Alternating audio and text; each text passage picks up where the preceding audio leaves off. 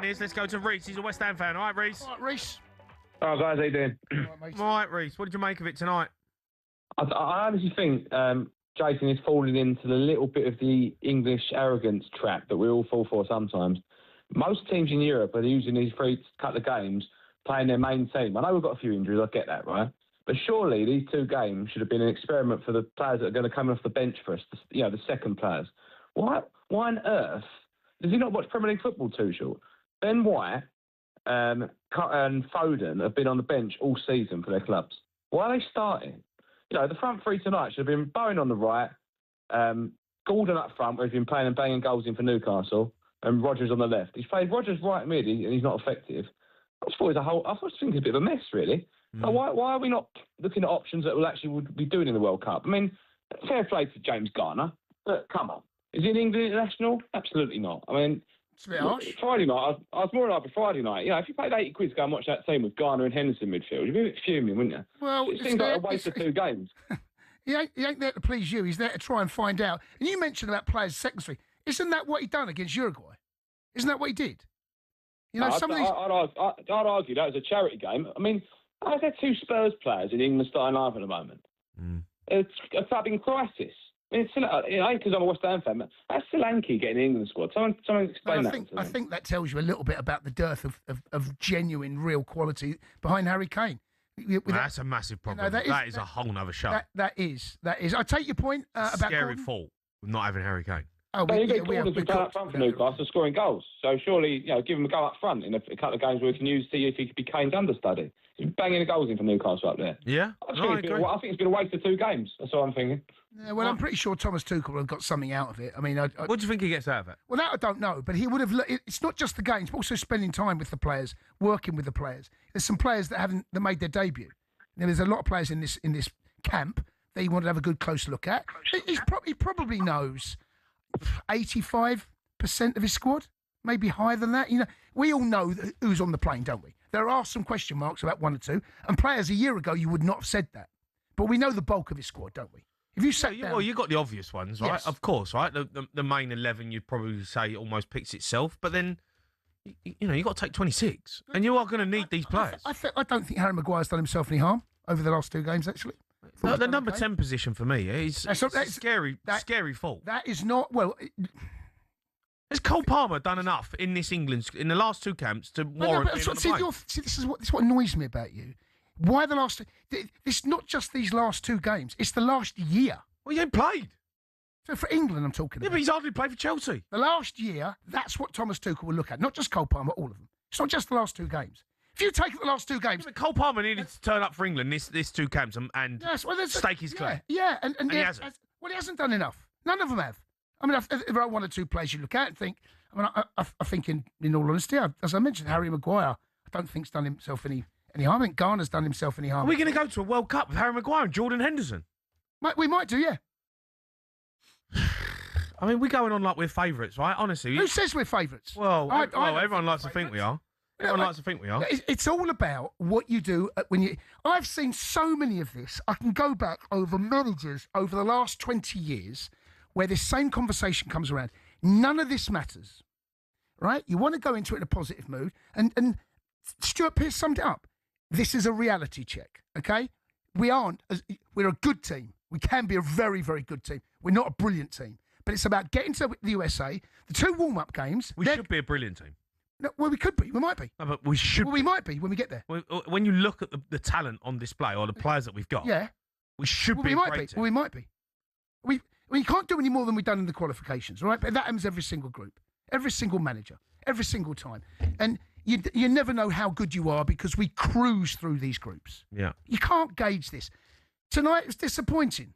The other night against Uruguay was disappointing. I'm not going to sit here and slaughter anyone because it's all about what happens at the end of May when the squad's picked. Then there's about 2.5 weeks up until when that squad's picked, the first game against Croatia. There are 2 games in between that. Yeah. Then we'll start to see about what his team looks like.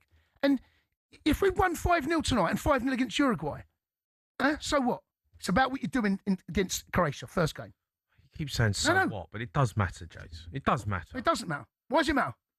Well, because we're going into a major tournament off the back of 2 terrible performances. Honestly, I'm not... I might be being a little bit too flippant here, but honestly, I feel nothing tonight doesn't matter. I think you're being arrogant. No, I'm not. Why am I being arrogant? Well, I think you are. I think you're building a team up saying it don't matter. No, if we'd won 5-0, I'd say the same. I said the same thing. It doesn't matter. It doesn't matter what we do. By the way, Japan played well tonight. Give them some credit. Well organised. Tough team to break down. We struggled. Yeah, disappointing.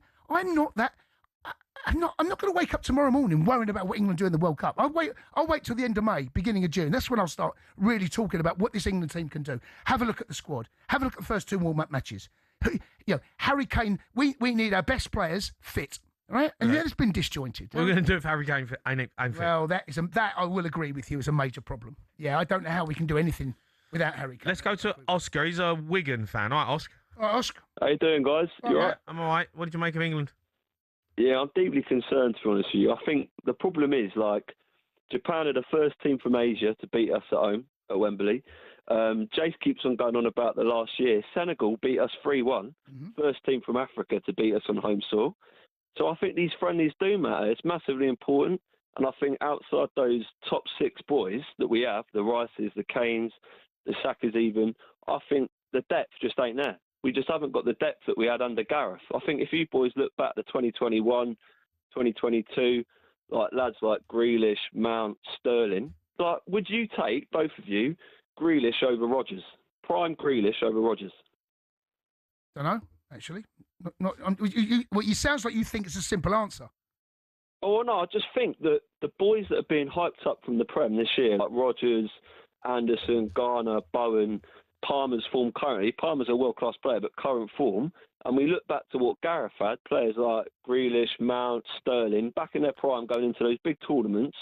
I just think we're not as settled as we were for 2018, 2022 and 24. I just think we're not Oscar, the same calibre. Do you think that the Premier League is causing a bit of a problem for the national side? The way that the Premier League has been this season. Set-piece FC, everyone's playing. Long throws, set-pieces, corners. And I'm watching this tonight, and I'm looking and going... We ain't really it's not an easy watch. This is painful. We're opening at Dan Burn and Harry Maguire scored a set piece in the 85th minute. I think as well, what it is we, like Jace is right, we're not playing a lot of football, and he keeps saying the last year's been all right. But the reality is, I just think the continuity under Gareth, I think it's a lot for us to expect Tuchel to come in the state of the Premier League, like you're saying, and win the World Cup. Look at France, look at Spain and Brazil. They don't treat these friendlies with the arrogance I think we are. They don't lose at home to Japan, and they don't lose at home to Senegal, do they? The teams that win World Cups. I guarantee over the last year I could go through some results. They've had a few results. I guarantee. I actually think Japan beat Brazil. Yeah, I mean, you say it's, there's nothing arrogant at all. What's? Well, you're arrogant because you're saying it don't matter. No, don't matter. Why is that arrogant? Why is that arrogant? It's because it is arrogant. Why is it arrogant? Have you boys been to Wembley to watch a friendly in a while? The atmosphere is awful. No, but they're all the same England games. No. The qualification games are dull. The friendlies are dull. I don't enjoy watching England play at any point except a tournament. That's the only time that I really do feel excited about England, because we're expected to win, and 9 times out of 10 we do, because the rest of the opposition, we're far better than. It's what matters when you turn up at a tournament. Getting there is never a problem. Our problem is when we're there. That's what that. Yeah. And Tuchel has been brought in my mind. Our problem is when we're there, right? Which I agree on. Yeah. Doesn't them fine margins, them little moments in games where a player might come on and make a difference, and Gareth Southgate might make a change and go, that player, bring him on. Well, that's because we ain't going to know who that player is because the games that we've watched, I don't know who that player is. Is it Phil Foden? Is it Cole Palmer? Is it Morgan Rogers? I've just had a point. I think with all the English teams doing all right, they're not doing as well in Europe this time around, but we've got a lot of big players who are going to be playing right up until the end of the season, Europa League, Champions League. I think I've got a bad feeling. My gut is telling me that we're just not as settled and on the right path as we were with Gareth going into the other tournaments. I just think quarterfinals. I think I've got some mates who've told me semis is great. They'd be happy with going out in the semis. So that says a lot as how people are feeling. Yeah, look, Thomas Tuchel, in my mind, has been brought in for 3 games: quarterfinal, semi-final, and final. They're the 3 games where Gareth Southgate, Sven, we were a quarterfinal team under Sven, right? We were that team. We weren't good enough to get the semis. A bit of bad misfortune, playing more often than not against teams that were better than us. Tuchel's been brought for 3 games. It's as simple as that. We're always going to get there. We're going to get out the group. We're going to get past the next 3 stages, and when it comes to we then need to build to the quarterfinals. That's what we're building towards now. And if we don't get there, then it's a disgrace. Then you will hear me come out and have a say. But right now, getting beat home by Japan with a mixed bag of a team, couldn't care less, mate. Honestly.